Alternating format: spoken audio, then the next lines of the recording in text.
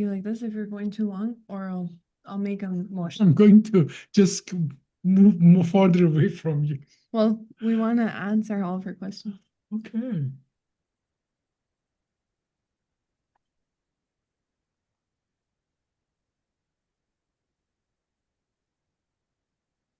You can start.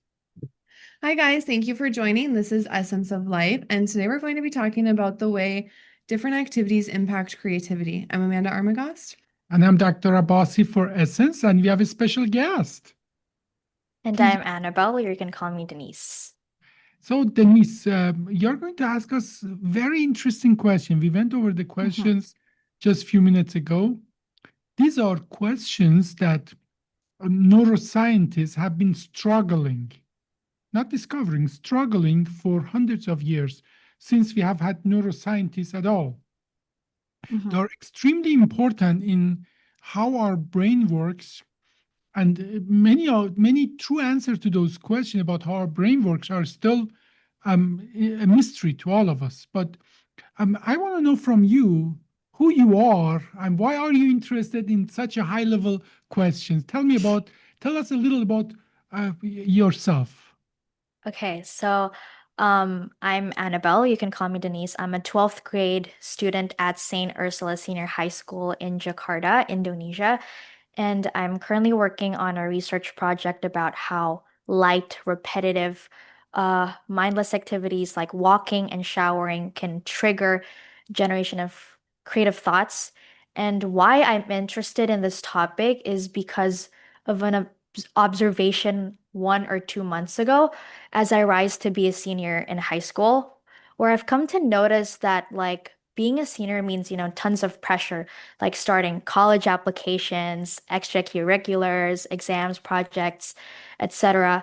And the shift toward online learning and also rapid digitalization as Gen Z scholars. And I personally feel that said pressure and also the technology it squeezes my brain, my space for creativity. Not just that but from daily conversations with classmates, my friends, I see that a lot of us experience difficulty to generate a creative thought when we're given a situation where it becomes a task, like an assignment, rather than just like free thinking. So my friends and I noticed that a lot of our best thoughts often pop up when we're not forcing them, like when doing mindless stuff. So for my research, I'm trying to connect those like everyday experiences like washing the dishes, walking, showering with what neuroscience might tell us about how maybe certain brain states might enable creative insight. Mhm. Yeah. Well, first of all, I'm proud of you considering those questions. And I'm a little sad and scared that another 12-year high schooler from Houston or Minneapolis asking me those questions, but somebody in Jakarta come up with those questions that are so crucial to who we are really as a person. Now, just overall 30,000 feet overview. Everything that we are is our brain, our nervous system. I agree. Literally, um, I can, somebody can lose their arms, hands, somebody can have somebody else's heart or kidneys or liver. They're still the same person. But what really makes us who we are is our nervous system, our brain, our to some degree as well, our peripheral nervous system. Mhm. And most of your questions are about how our consciousness works with the rest of our system. And I have to explain few things, so then the answer to each of your individual question becomes much easier. Mhm. Um, what percentage of what's happening inside of your nervous system do you think you are aware of right now? Wow.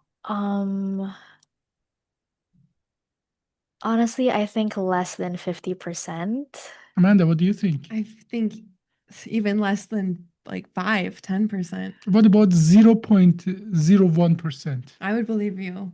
Yeah, So, I think that's possible. like, Like imagine Jakarta is a big city, right? Mhm. The city works just fine.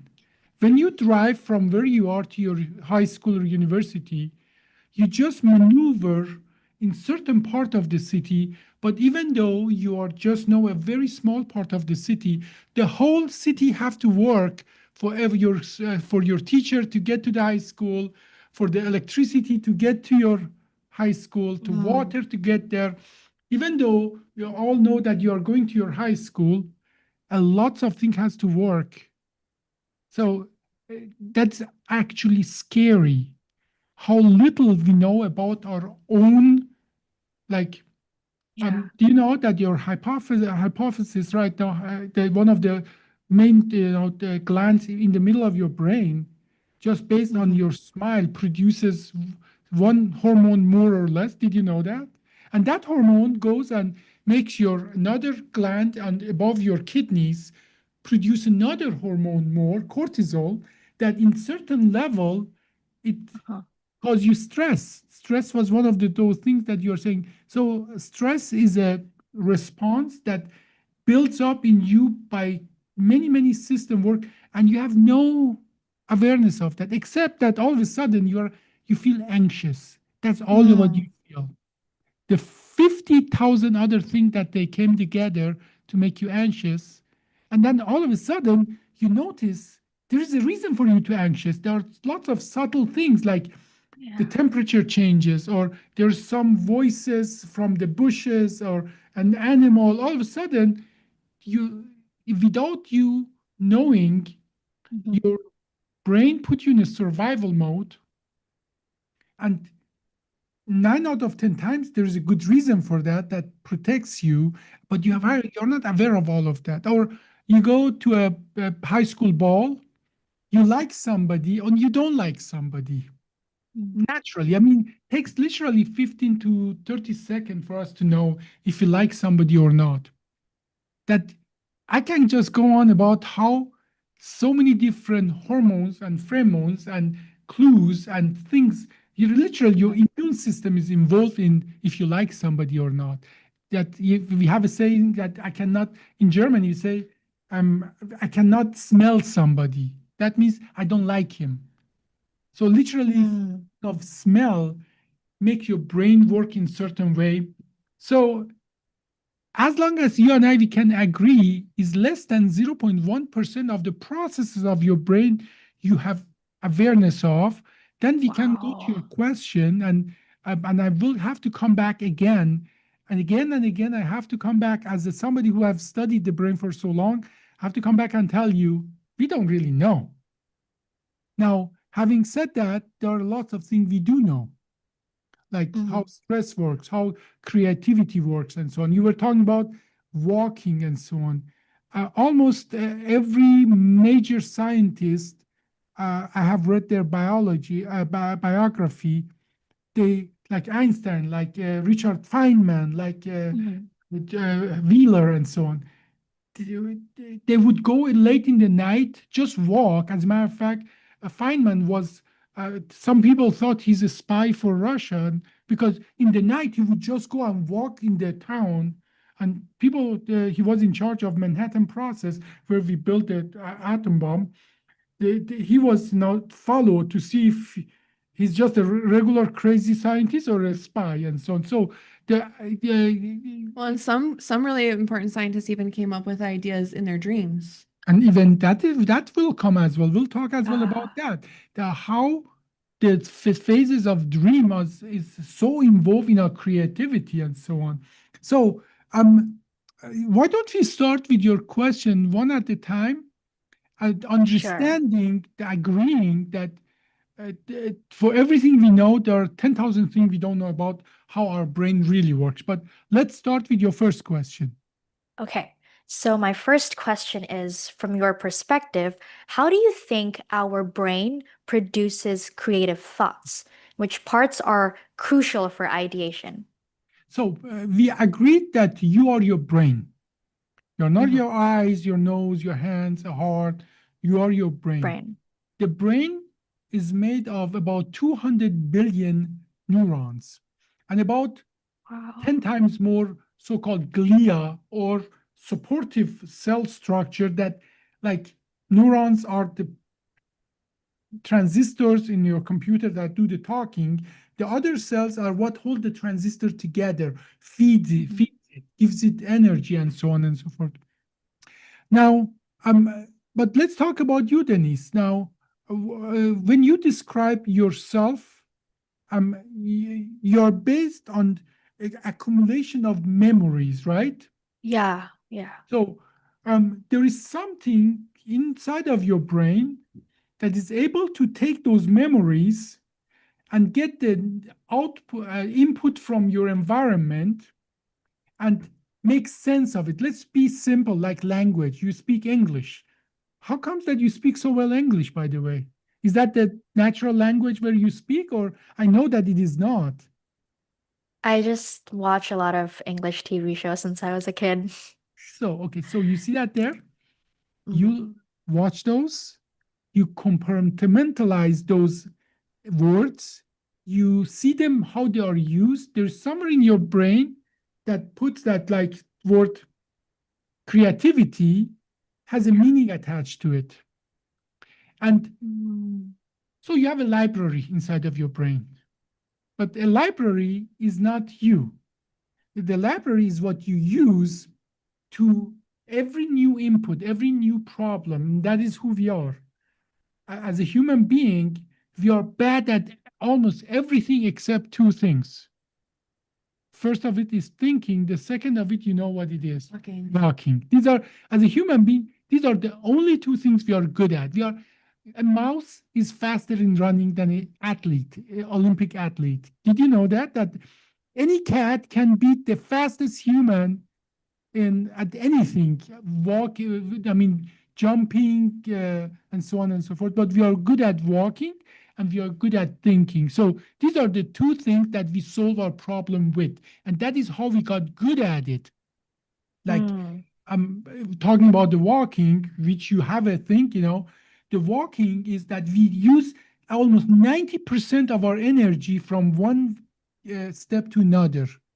No other animal can do that. The chimps or orangutans who are next to us, they can use only 30% of the energy of the last step to the next step. And another thing, but because we are so bad at everything, we have to compensate with the things we are good at, which is walking and thinking. What does that mean in thinking? When I ask you thinking or intelligence with a broader term, what is intelligent to you, Denise? I think the ability to process information and like, Yes. yeah. Ability to process information and solve problem you haven't encountered yet. Because Mm. problem you have encountered or somebody taught you is a memory. Yeah. How do I change the battery of this computer mouse? That is a memory. But if you have never seen that, and then you still can go and change the battery of it if you have no concept of this is something that has a battery and so on. But based on all the other information you have, you go and figure out, you push it down, you How take to. that piece out, and so on. That is intelligent, and we are really, really Mm. good at it. So, Mm. um, I want you to repeat, now that we talked about that, I want you to repeat the question one more time. I want to dissect your question. And even if you don't get to all your question today, I think it's important that we understand Mhm. the processes that leads to your question and the answer. Now that we talked about that, repeat your question one more time, please. So, how do you think our brain produces creative thoughts? Which Okay. parts are crucial for it? Do you set that creative thoughts with intelligence, solving problems? Yeah. Do you set them equal? Is it I creativity, would. intelligence? Yes. Yes, I agree with you. It is. So your question is, why are we intelligent? Why why can we do this? Because at certain point in human history, our limbic system start creating factual memory. Like a Mm. word is a memory, a sound is a memory, an action is a memory. The address of your high school is a memory. there's no way you can teach an elephant the address of your high school. The elephant may know where the high school is and it can find it from 1,000 miles away, but you cannot teach that elephant the address of the, but you can have factual memory. We have a part, very small part, it's actually tiny. It's called hippocampus, which is, if I continue my finger about 5 centimeters in this direction, I hit it on both sides. That area takes our short time memory, which is miserable. Our short time memory is like, you would be scared to know how small our short term memory is. But every time we have this short term memory and we go sleep in the REM, REM, in the sleep phase, no, in the deep sleep phase 4, that short-term memory get encoded in long-term memory. So the short-term memory opens up for next day for the other things. And then you set that short-term memory in the long-term memory. Now, when you are in a situation that you have a problem, creativity, if we to discuss that, we are going to set it equal to intelligent. The creativity or intelligent is based on using historical information or memories and solving a problem that you have never encountered and finding out how you can use that, all the information you had to solve memories. Now, does it make sense now that if you have more memories or more relevant memories, you have more tools to give your intelligence a free space to work with? Yeah. So if you have read 100 books, you have a lot more memories that work you can with. apply to your intelligence. But if you have, or if you speak 5 languages, then your brain has 5 ways of conceptualizing, and that's what we do. Our brain is a simulation machine. Like, if I touch Amanda like this right now, it is not no touching there. It's not just my brain conceptualizing that there's a pressure here, that in my brain there is a model of Amanda, and I touch Amanda's shoulder in that model. Our brain is a simulation. That's all what it is. I don't see you. I see the model of you in my brain. Now, we have all these models in our brain, what a computer mouse is, what Denise is, what a computer is, and so on. If you have more models in your brain, you are richer for it. You can literally solve more problems. And if you have less information to work with, like you didn't go to school, you didn't read books, there were no books available. You can be highly intelligent people. Your intelligence and your creativity will suffer.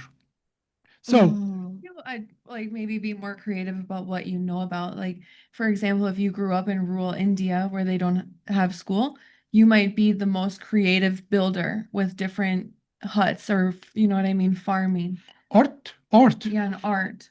Art is one of those things that it's, you don't need much memory. You do need like what color you use, what material you use, a clay or stone and so on. But art is one of those areas, or music, is that compared to what in Western countries we call, that's why we diminish. In Western countries, we diminish the value of art, music, and so on. And we just highly bring up like value of hard fact, science, and so on. Because we come from a society that it lots of information is available and so on. And if people come from other countries and they don't have the same number on the IQ like us, then we say, oh, they are not as intelligent as us, because we are measuring them on our scale, versus then there's lots of studies out there that when you put those kids, the intelligence is there. The database is not even empty. It's not just our database. It's different stuff. It's a different database. So now, for the last time, I want you to repeat the question, and I want you to answer the question. So go ahead.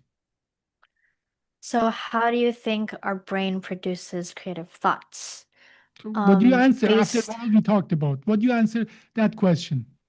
So based on what you said, our brain is like a simulation.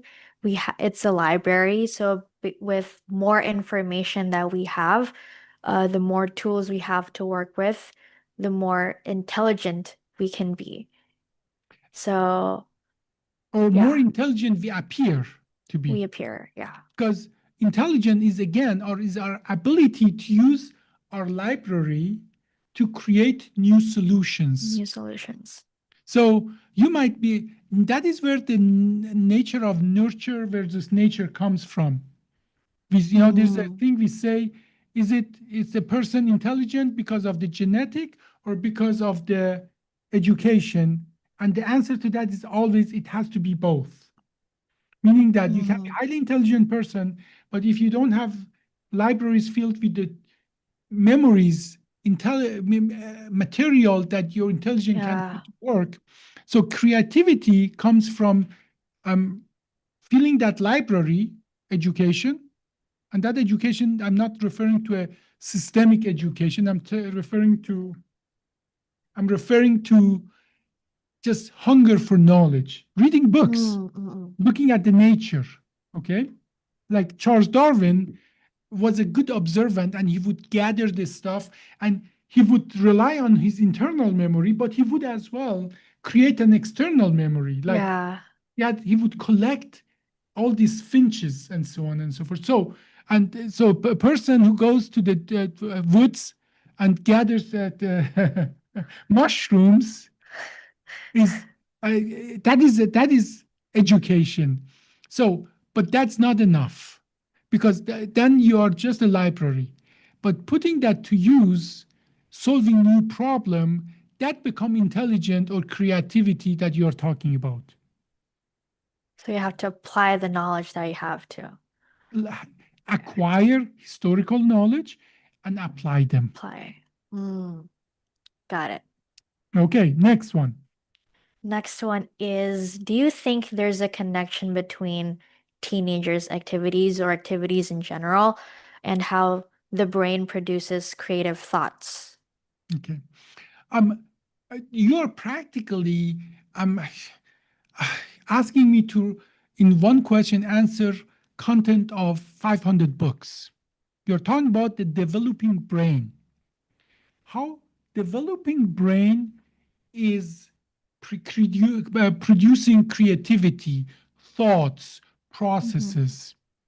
Now, what is let's put it this way. Um, a baby is born just today. What can that baby do? Cry. And suckle. Yeah. Crying to get attention, so get food, and suckle to get the food. We don't see, we are blind, we are deaf by all think, by all uh, uh, criteria that we consider seeing and hearing. We cannot even coordinate our hands, or can Hmm. we? No, we can't. No, I can't. Have you seen a newborn baby? No. No? Go see Well, one, I have, I because have. a lots of thinking, there's so much we can learn. There are some good stories that Marie Curie, um, he took her children as a thing. He would have a book about every developmental steps and so on, and lots of other scientists. It's interesting. A child development is so interesting. Now, you missed that part. You are just asking about the teenager, but there's a lot going on before that baby become a teenager. So, Mm. one of the reason the baby can do nothing is because that the brain is not myelinated. Do you know what that means? I know myelin. Yeah, well, myelin is a fat sheet around our neurons and around the axons that, Yeah. you remember we said, when a human brain has 200 billion neuron. Yeah. Okay. By the way, who do you think has more brain cells, a newborn baby or I? or You. you? Me. Just the opposite. Just the Really? opposite. About 10 to 30% of those neurons has to die for us to become human. Why? Interesting question. So, why is when a gazelle is born, within 10 minutes, can stand up and jump and escape from the hyena, but when we human are born, we can only do suckle and cry because our brain is not myelinated. What does that mean? What that means is that you have is a lot more neurons. These neurons are just a mesh, a network, but the connection is not there yet. Oh, okay. For the connection to be completed, we need a structure, and as well, we need that this myelin goes around the axons, insulate them. It is like you're having all the electrical wire in a building, but you haven't insulated Mhm. them. They all cross short circuit, and there's nothing can be done. But Mhm.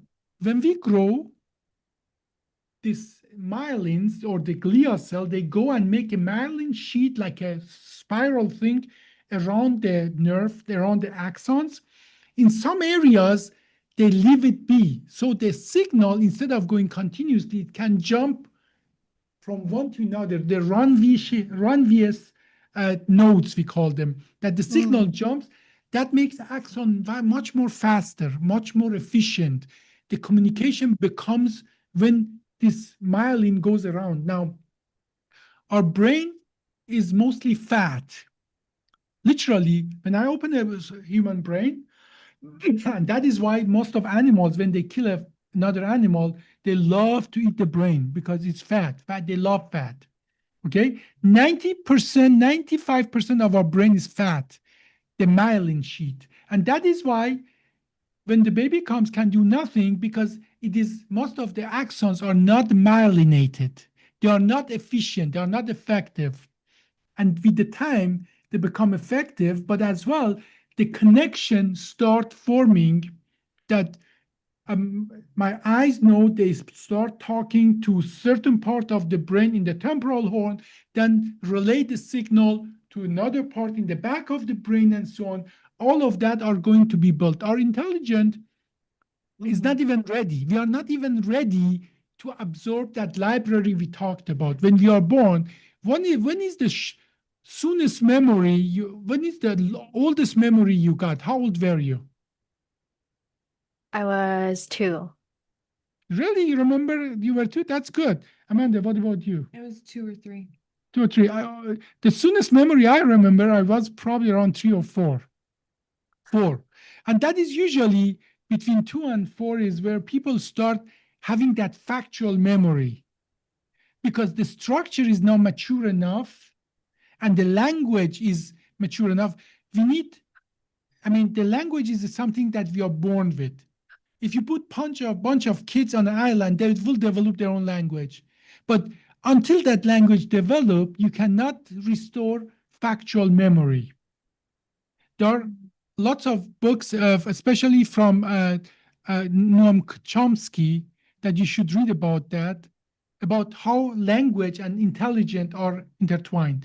Okay, well, then we have the language. Then we can start restoring actual memories. But there's a problem. How many words do you know when you are 4? Amanda, what do you think? My first language was sign language. Well, that's a language. But Denise, what do you think? How many words do you know when you're 4 or 5 years old? Words 3. No, you know more than that. 100, 200. 100 to Around 100. 400, 4 to 500 is not money. Oh, when I was 2 years old, yeah. No, I'm talking about 4 years old. 4 years old. 4. You just start the process. With 4 years old, you know about truly understand about 400 words, something like that. Okay, Yeah. but a fancy word like attaché. No 4 years old knows what attaché is. Unless their parents are saying it a lot. Yeah, but average. We're Like I talking said, about his average. first word was vacuum.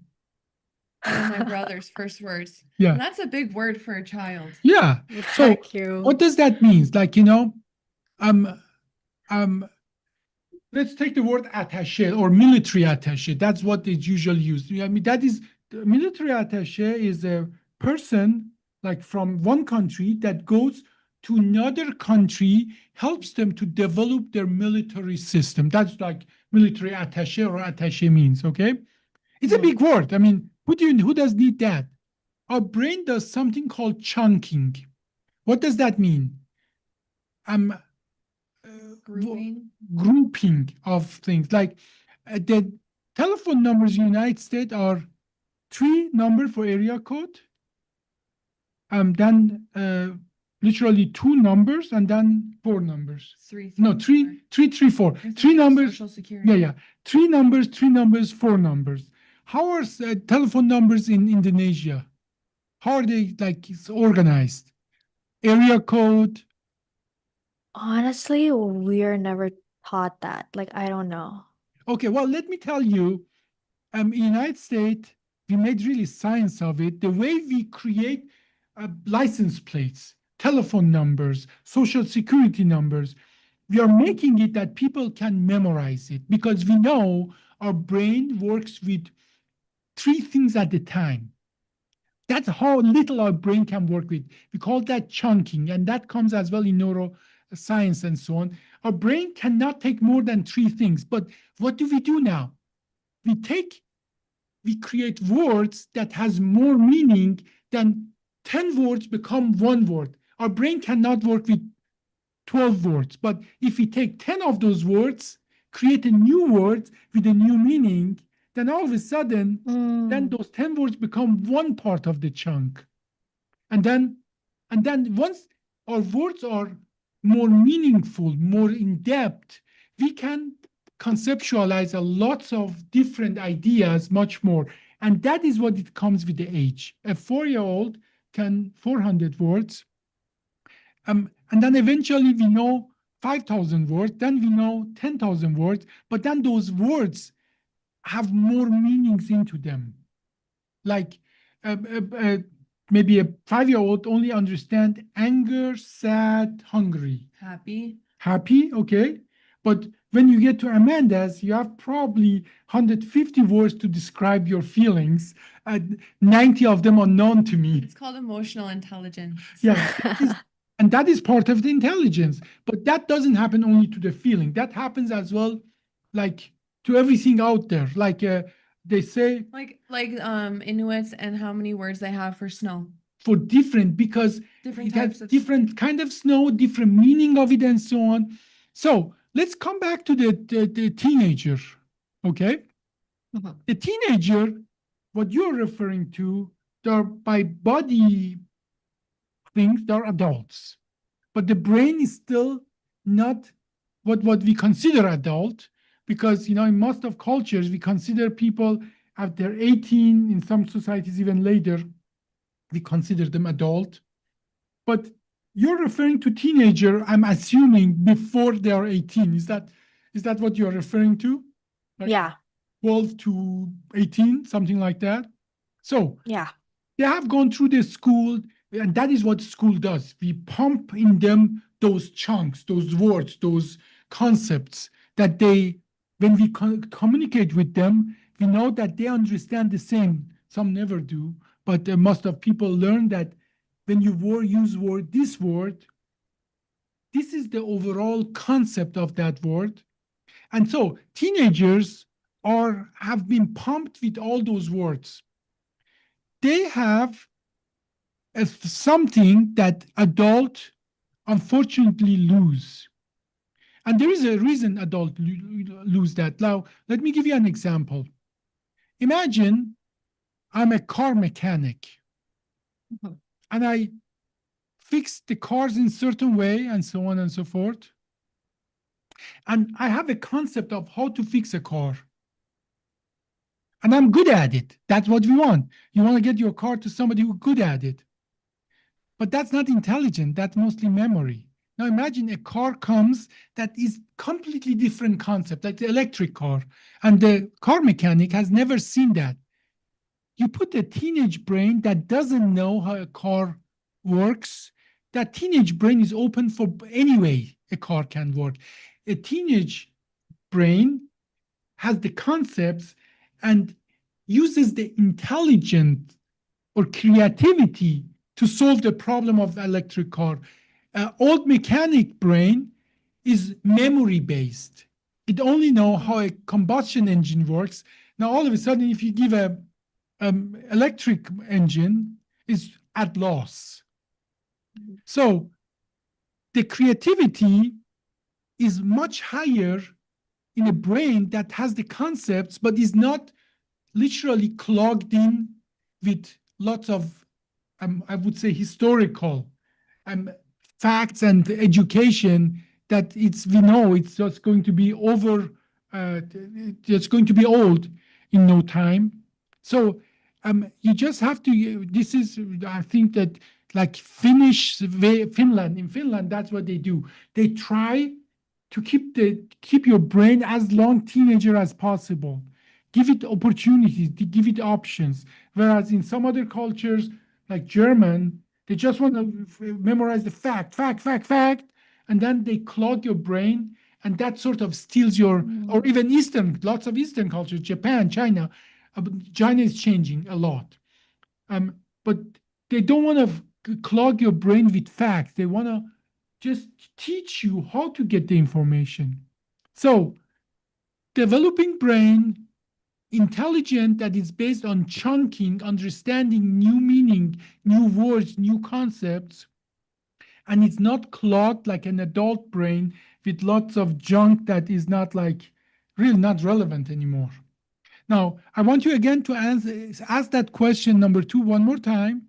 And even if you don't get to all your questions, I think it's important that we just don't brush over those questions, that we understand those Yeah. questions, answer that. Now, repeat the question and tell me how you would answer your second question. Okay, so do you think there's a connection between teenagers' activities and how the brain produces creative thoughts?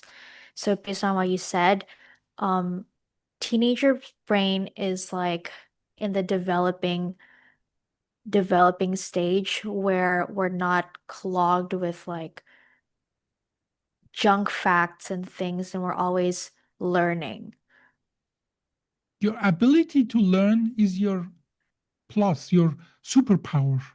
You're not. Have you heard that term? You cannot teach old dogs new tricks. Have you heard that term?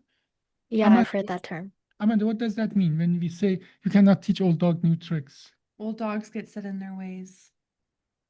It refers to people, old people like me, that uh, that young people cannot teach them new things. Like if I hit your leg, then quit talking. I'm not saying quit talking. Saying wrap it up. Uh, but there are few things. They're not, they cannot be wrapped up there. So the answer to your question, and you're referring to teenager because you are yourself a teenager.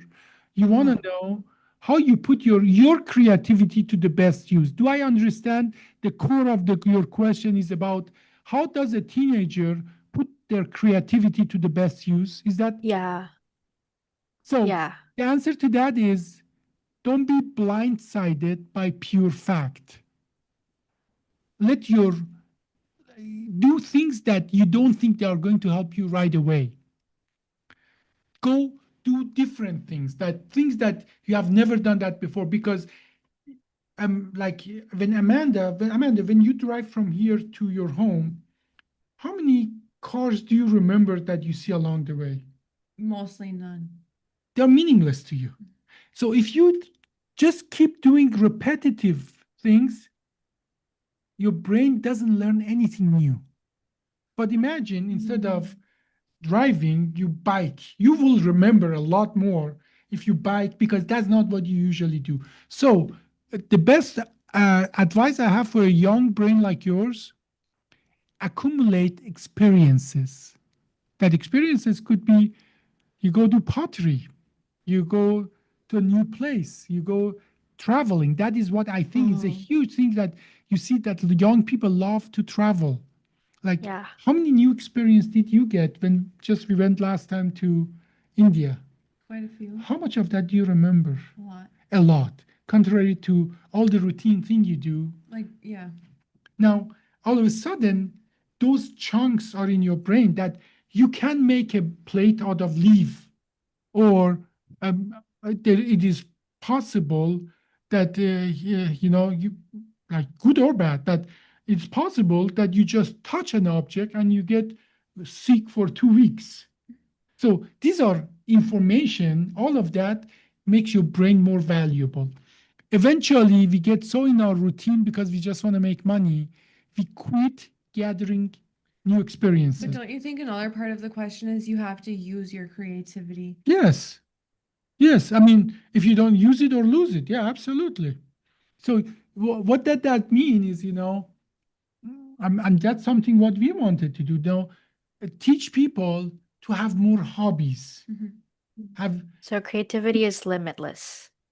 it is Limitless. it is limitless. It is limitless, and as well is one of those things that and there is a meaning to that. You remember we talked about how many neurons do you have versus how many you had when you were a child, and I told you Mhm. 30% of our neurons die for our brain to become functional. Yeah. But we know as a matter of fact, there are two factors, not only the number of the neurons, even more important, how many connection those neurons have to other neurons. Do you know what we Mm, call them? Those connection between two neurons? We call them synapses. yeah. This is when two neurons are talking to each other. The number of the synapses are even more important for our human function intelligence than just the pure number of the neurons. Neurons. Now, Okay. this is a fact. If you gather new experience, you have more synapses, more connection. If you have more connection with the aging, then we lose those, literally, we lose those synapses and the neurons. But if you have a lot of experience, you have a lot more synapses, and if these neurons are used, they survive. The neurons that are not used, they die. Die. Let me give you a crazy example. Imagine you put somebody in something like that can happen, like tumor or something, that the ear is not able to gather voices or noises or sound. Mhm. Okay, that part of the brain that respond to sound dies, and you can never recover that ever again if it happens as a child. But if it happens after you're an adult, that part still exists. What that means that if you put your brain at more experiences and activities, you have more neurons, you have more synapses, and you can keep it for much longer. You can be more.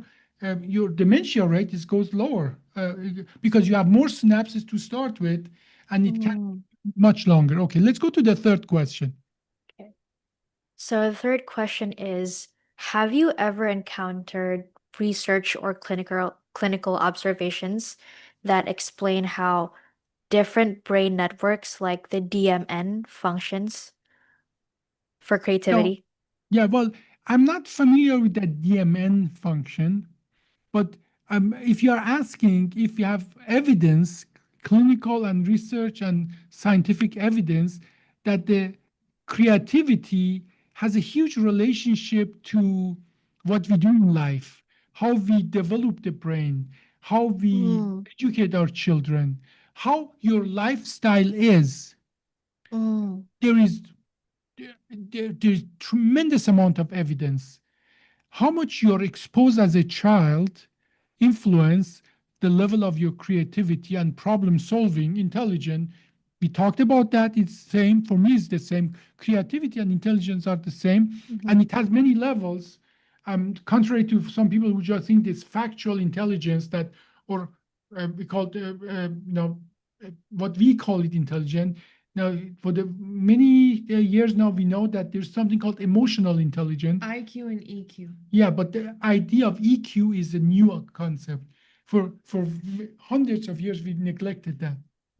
So If the question is that, do we have evidence that certain kind of upbringing, education, exposure influence your intelligence? That's not even a question. That is, yes, there's a lot of, it starts with you give your children just a simple toy, or you give your children something like Lego or something that they have to put together, and then you measure them how they literally go through the intelligence test. You see, in intelligence tests, in most of them, at least in Western societies, you have these forms that you have to turn them, change them, and then decide which one is the same and which one is not.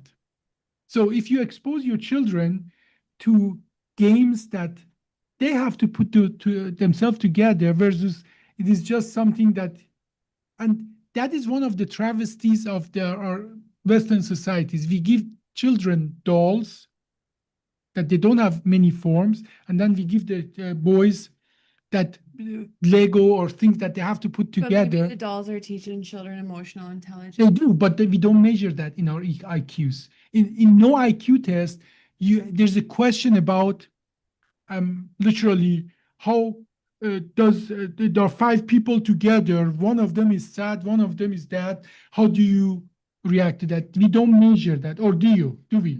No, what do we measure? We keep them, we give them five forms, we turn one, we say which one is the same, and then we are surprised that the girls are worse than the boys and that, because we never taught them that. We just taught them other things that we don't measure in our SATs and so on and so forth. Does that make sense? Okay.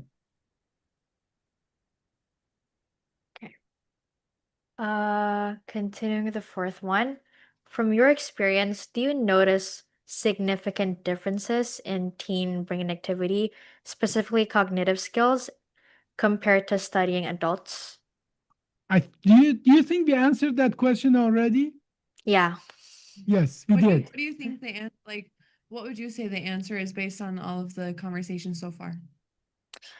I think there's a significant difference since teen brain activity is more active. We learn more, we apply creativity more, and adults, their brain is kind of like already clogged and like we can't No, change okay, anything.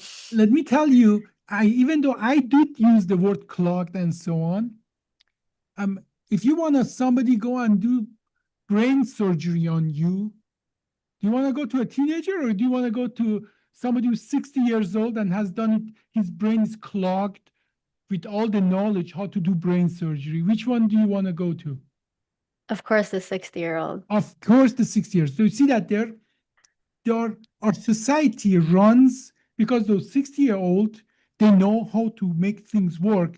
So their clogged brain has a function. That gives me a question for you, actually. Mhm. Would you rather have brain surgery on a like you're not the surgeon, you're the patient, and the surgeon is either a 60-year-old private practice or, working at a hospital, or a 60-year-old who has a lot of residents and is surrounded by young people?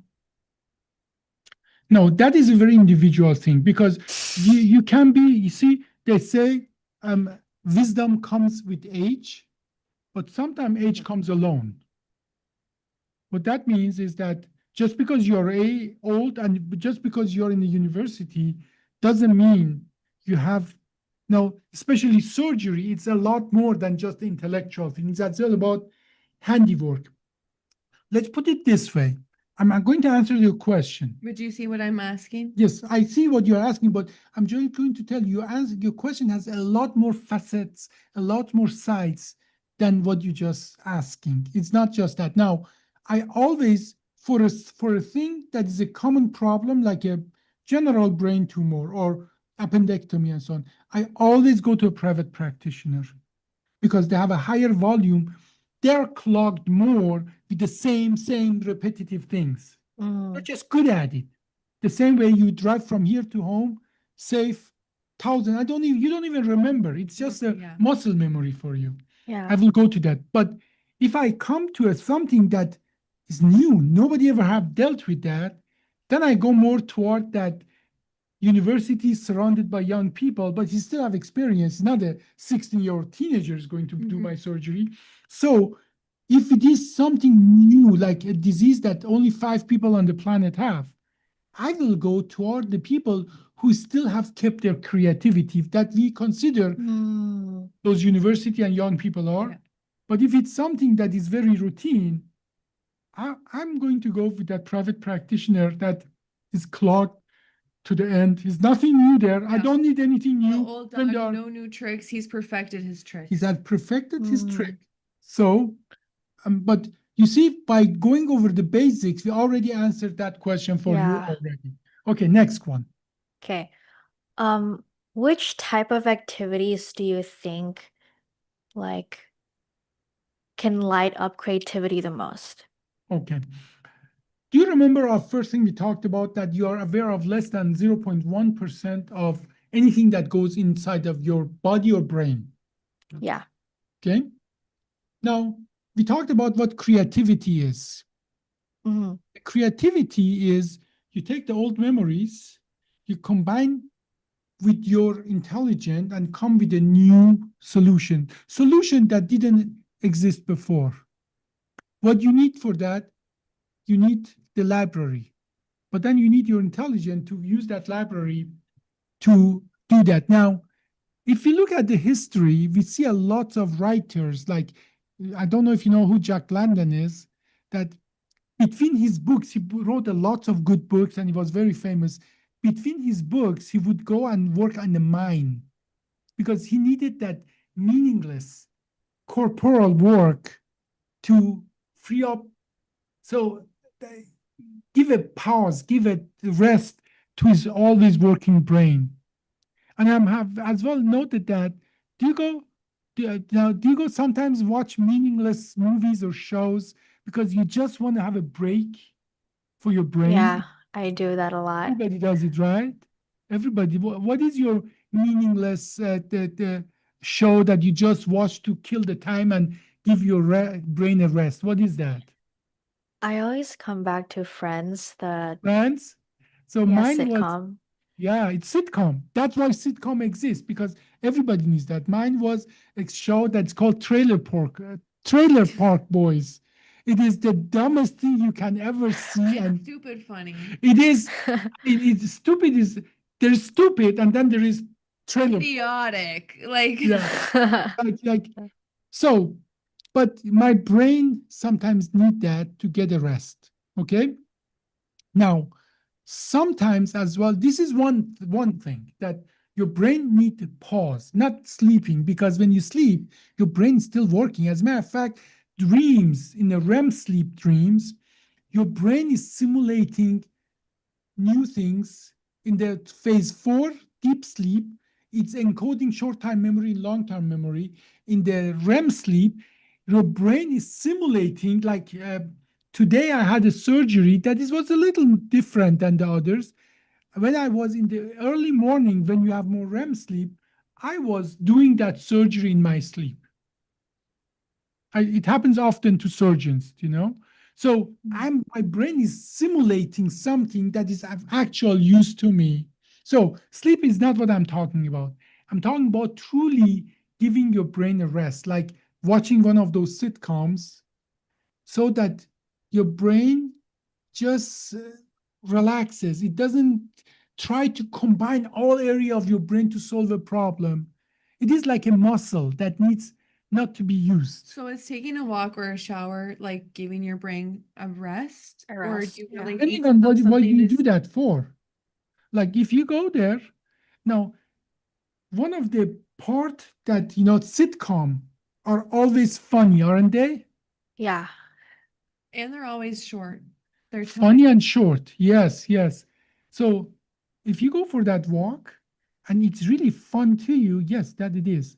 But if you force somebody to come with you who has no fun doing that, and just when walking, it's still working on the brain, or even like, what's that mushroom? Is that going to kill me? What is that branch? Is it going to fall on my head and crush me and so on? Well, just so you know, none of the mushrooms here are going to kill you. So, well, I think we are talking about our memories and so on. So, what I'm getting at is that you need to give your brain a rest.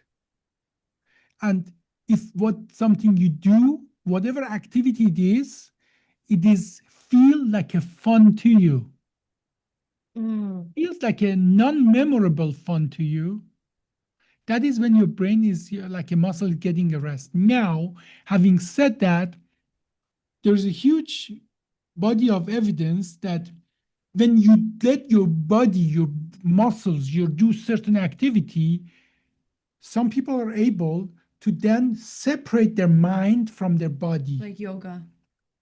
Yoga is actually where you combine your mind and body and you put them really at the good place. No, I'm talking about like some people come with the best thoughts when they're walking or when they're boxing or when they're jogging. And so jogging is not, they get addicted to it. It's not fun for them. It is just like, see, this is not what I'm talking about. But that could be a situation as well that your creativity goes, you need both. You need episodes when your brain get a rest, then you need those situation when the brain is using all the um, activities, capacity it has, and sometimes for that it helps that you do something very routine like jogging or walking or boxing or creating something that it is like a muscle memory to you that reduces part of your brain the input on your creativity so that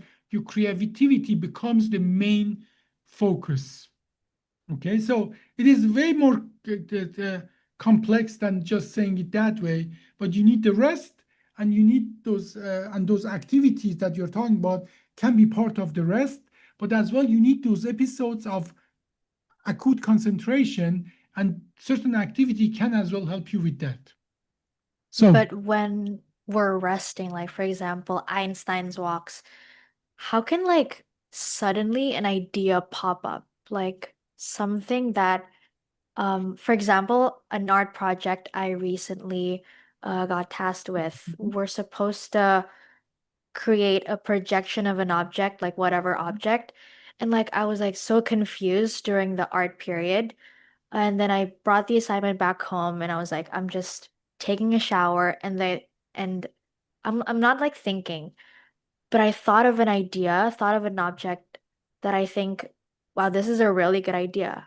How can that happen when my brain is resting okay, compared to well, when it's like, when yeah. your brain is not, that's actually a very good question. Let me explain to you. It actually makes sense if you understand the concept. Imagine brain is like a tree. Mhm. There are lots of branches. When you're working really, really hard, you're on one part of that branch, you're way on the canopy, you're in one area, you're working on that, you're concentrating on that. Sometimes the real solution to your problem is on the ass completely on the other side.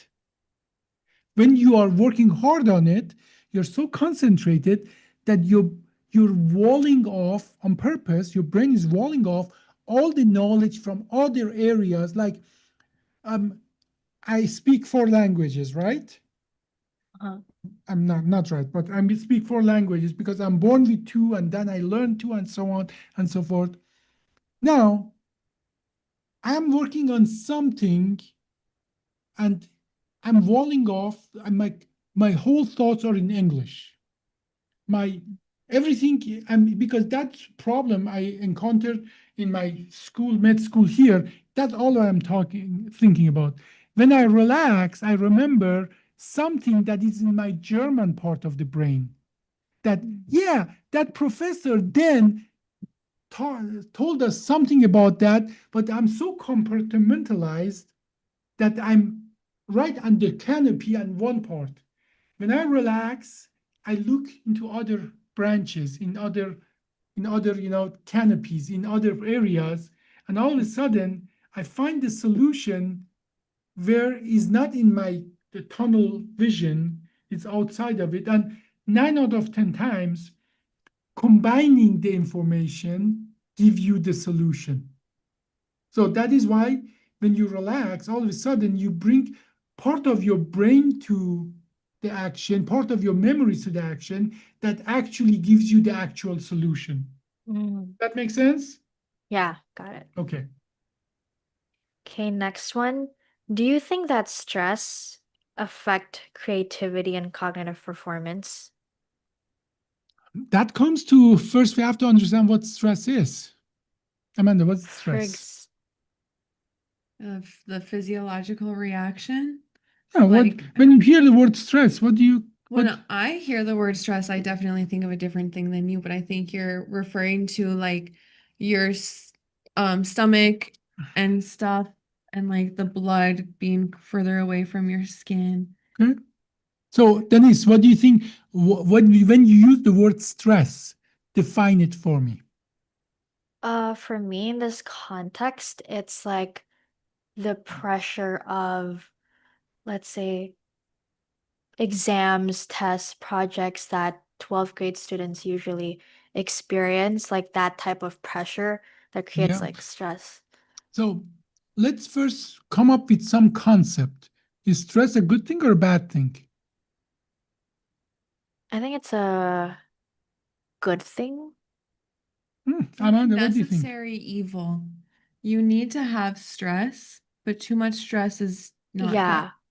Like you need to have it to encourage you, but I think like for me personally, if I'm too stressed out, sometimes it makes me less encouraged and it might make me shut down. So let me talk to you. Stress, as you said, is a necessary evil, and no, it is a physiological reaction. If it wasn't for stress, it wouldn't be a human, it wouldn't be a mammal, it wouldn't be a life move beyond, it wouldn't be life at all. Even a one cell organism, they have stress. As a matter of fact, there is a stress test for one cell organism. You he bring it temperature up above 43 degrees Celsius, you stress them, then you can measure certain biochemical structure in them that say they are stressed. And then there are molecules in our body that they are literally go and repair those other things. They are stress, uh, like biochemistry that goes and repair that. So in our body, there is something that goes and repair our body when our body is damaged from the stress. Do you know what that hormone is? Cortisone. Have you Mm. heard of that hormone? Yeah, I've heard of it. So when we want to know if somebody is stressed out, we measure cortisone, and then we say, "Oh, cortisone is high. Cortisone is bad thing. It's causing stress." No, cortisone is the hormone that goes actually repairs all the bad consequence of stress. What is stress? Well, let me tell you, you are now a gazelle on the savannas in Tanzania, and the tiger or the cheetah is looking at you, and you notice the cheetah is lurking for you in about 200 meters or so. You're the gazelle. What do you feel? Your heart start Anxious. pumping. Yeah. Your heart rate goes up. Your blood pressure goes up. Your visual acuity get better. Your eyes get Your more digestive system. shuts down. Literally, if you're a real gazelle, the real gazelle, they empty their bowels and bladder so they're lighter. They don't have to deal with that. Literally, you're stressed. So, and what else happens when your brain gets a lot of blood? Your muscle gets a lot of blood. That's what all we call stress reaction because you're preparing for something. What are you preparing for? Survival. Fight or flight. Well, between gazelle and the cheetah is not much fight. It is flight or Hey, it depends on the size of the pack. gazelles, they don't work in packs. Yeah, but aren't they in groups? And then if there's more in the group, you're less likely to die. Well, if they're more in group, They're in herds. you just have to be faster than the slowest That's what I'm person. saying. Yeah. Depends on the size of your herd. So that's how you roll. Huh? That if you're with me somewhere, you just have to be faster than me, not faster than the bear. Huh? So flight fight or flight response. Have you heard of that? Yeah, I've heard of it. Okay, it is that when you're in a stressful situation, you either have to decide. As a matter of fact, there is a formula to that. You have to decide if you're going to fight or you're going to escape. I think they call it something else now. Fight, flight, or something else with an F, but it's like stay still. Meditate. I don't know. No, they call it fight, flight, or something else, which is like stay still. Well, that's what the possums do. Oh, Okay. freeze. Freeze, Fight or yeah. freeze. Fight, Yeah. flight, or freeze. Some like if freeze, you have no reaction. You're No, that freeze reaction actually physiologically is so if you are done, that there is nature doesn't want to torture you. If you're done, you cannot fight a cheetah, and your broken leg, you cannot fly, you cannot escape away. Your body shuts down, so you don't have to suffer. Okay, now naturally, nature tries everything. Some cheetah, look at that, that's a dead animal. How long has it been dead?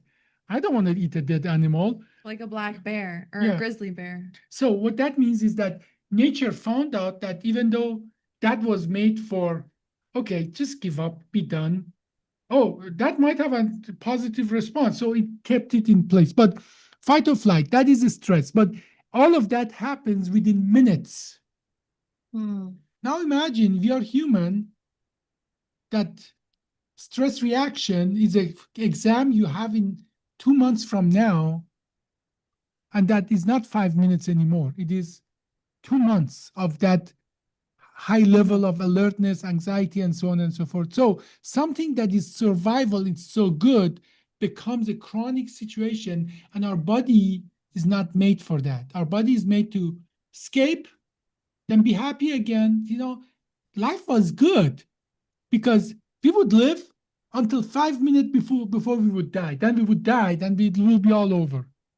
Now you're dying for like 10 years. Now you're dying for exactly 10 years, and your body going through that stress reaction that is nature is what's supposed to be just for 5 minutes or so. Okay? Mm. In 5 minutes, either you're done with the stress, you're in a safe place, or you're dead. And now you're not. Your grades are low. Your entire future is destroyed because of that, and so on. And there's no coping mechanism. Nobody really helps you to get you out of that place, and it become a cascade of. So now that we know what stress is, now repeat your question. Do you think that stress affect creativity and cognitive performance? Okay, now dissect that stress to one part, which is natural survival thing, and the other part that is bastardized, human made chronic stress. And then you will see the answers to those things are very different. You remember, you are the gazelle, you see the cheetah. What happens to you right now? Your eyes become sharper. You see better.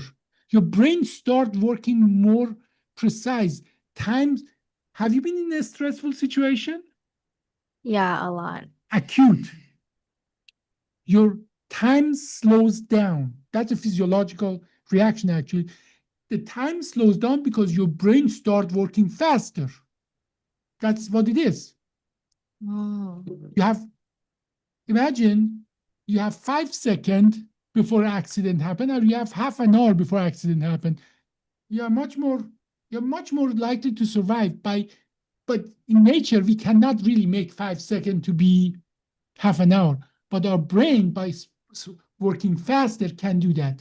So what do you think the answer to that question?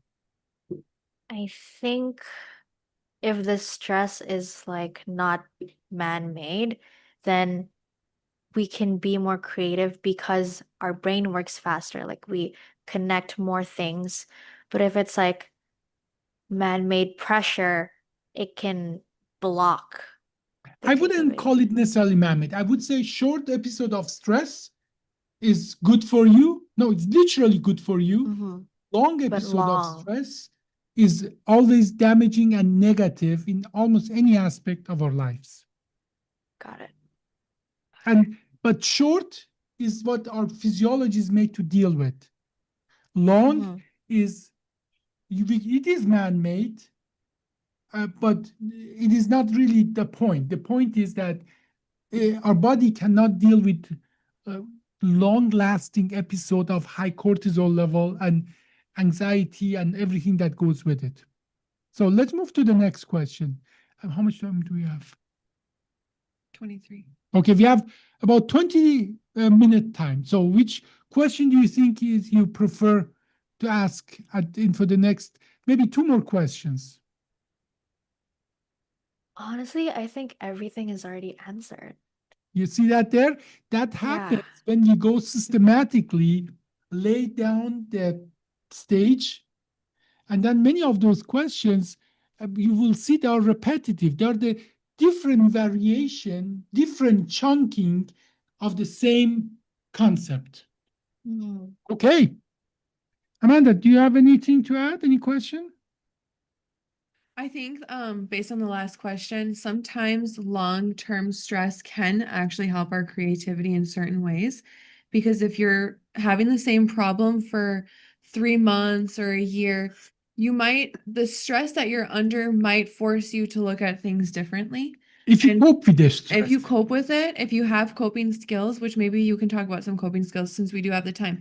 But I think that having long-term stress can help you look at things differently and maybe help you to give a creative solution to that So, situation. and the difference between, stress destroying you or you use the stress in a positive way is as well literally how you cope, how you manage the stress. Now, the short-time stress is not a problem. You get over it. We get over it because now, but you see you're the gazelle again. You see the cheetah, you escape, but then you are somewhere, you're completely safe, but your mind is still where the cheetah was. You cannot get over it. Your heart rate is still high. Which Your is, I think that's the kind of blood stress pressure, that humans face a lot. yes. Animals don't deal. Now, go to YouTube, watch a video of a cow being branded. Just watch it. But watch a video that the cow get branded, literally a glowing piece of iron goes to the cow start yelling, ooh, and then see what happens to that cow. Walks, stand up, walks, goes 10 steps and start grazing. That's also a different topic, but how we process pain versus how animals process pain. That is exactly the point. That's exactly the point. See, the pain, chronic pain is a human thing. For animal, it's the stress. I got branded. I have to get away from it. I do everything, but now it's gone. My mind is gone. But that is the same mechanism that we human, we keep that memories. The and emotional attachment to the pain.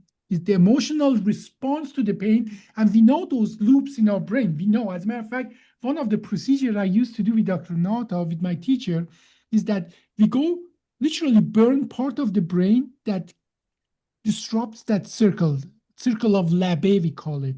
In the anterior gyrus and in the anterior cingulus gyrus, we put a hole there that we interrupt that loop, meaning that they get the pain, but they don't get the emotional response to the pain.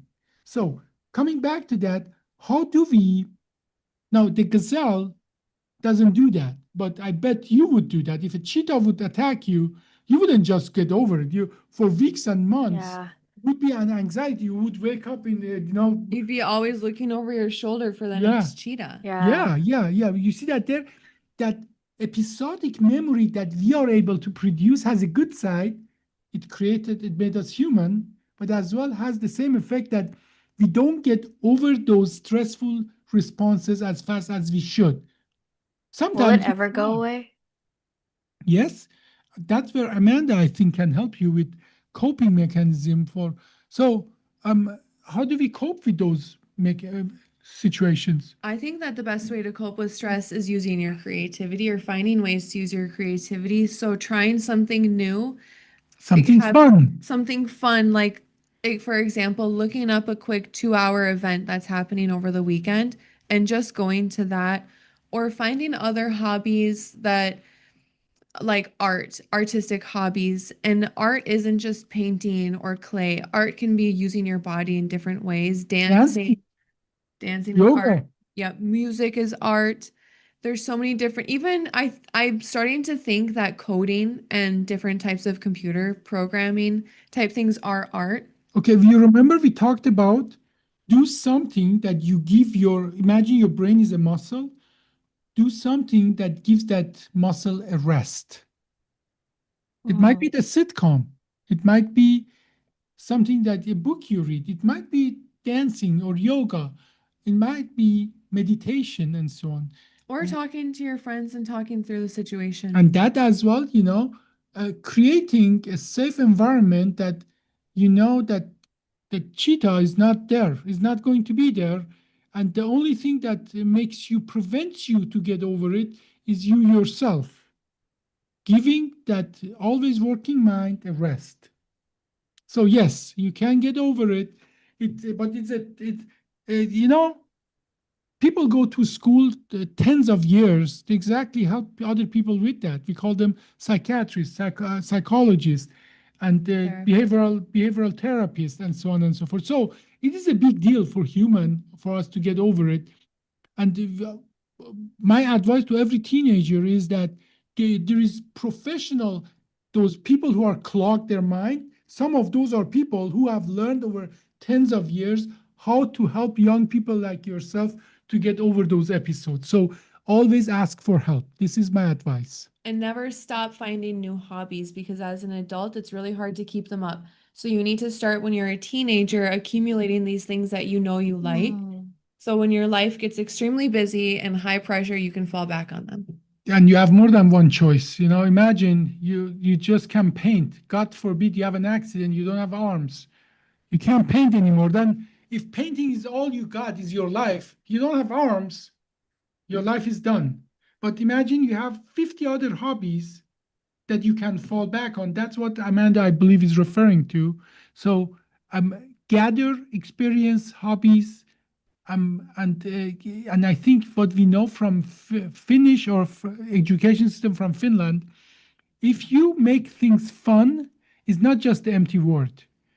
Not only things start, you retain more, literally you retain more of if things are fun, but as well, your brain absorbs them in a stress-free environment.